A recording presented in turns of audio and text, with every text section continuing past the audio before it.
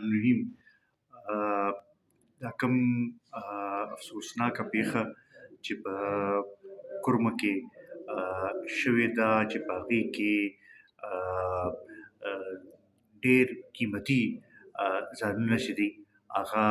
شهیدان کړی شو، دې حد پورې چې د شپږو میاشتو ماشومان هم پکې شهیدان کړی شو. دا ډېره افسوسناکه واقعه ده. او که موږ وګورو نو د تېر څو هفتو نه دا واقعیات روان وو، هلته کې یو بالکل داسې حالات جوړ شوي چې یو کرفیو ټایپ لګېدلی او یو اوپن جیل جوړ شوی دی کرمه نه، او دې طرف ته د حکومتي چارواکو هغه شانتې څه توجه نه وه. زمونږ دا ډېره لویه بدقسمتي ده چې صوبایي حکومت چې دی هغه د خپل دھرنې او د احتجاج کامیابولو کې لګیا دی، مرکزي حکومت چې دی هغوی د هغې رکاولو کې لګیا دي، او دې خواته زمونږ د صوبې خلک چې دی هغه همداسې پرېښي دي او د هغوی ته دا پته نه لګي چې موږ د چا نه د امن تمه ولرو، چا نه د حکومتي اقدامات تمه ولرو. دا کم واقعات چې کېږي لګیا دي، او خاص کر بیا د هغې نه پس ته چې دا کم فسادات هلته کې شروع شو، دې طرف ته توجه ورکولو ضرورت دی. زما به دا اپیل وي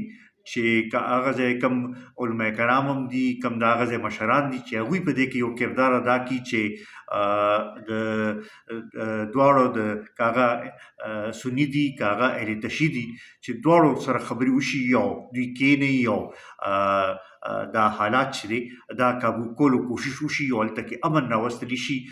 صوبایي حکومت په دې کې مکمل ناکامه شوی دی، مرکزي حکومت هم مکمل ناکامه دی. وزیر داخله په کار دی چې دې طرف ته توجه ورکړې وي، هغه دې ته صرف ناست دی چې اسلام آباد څنګه د احتجاج نه بچ کړي. وزیر اعلی صاحب چې دی هغه وایي چې زه جایزه اخلم د دې واقعاتو، خو څه اقدامات نه کوي. په کار چې دا دواړه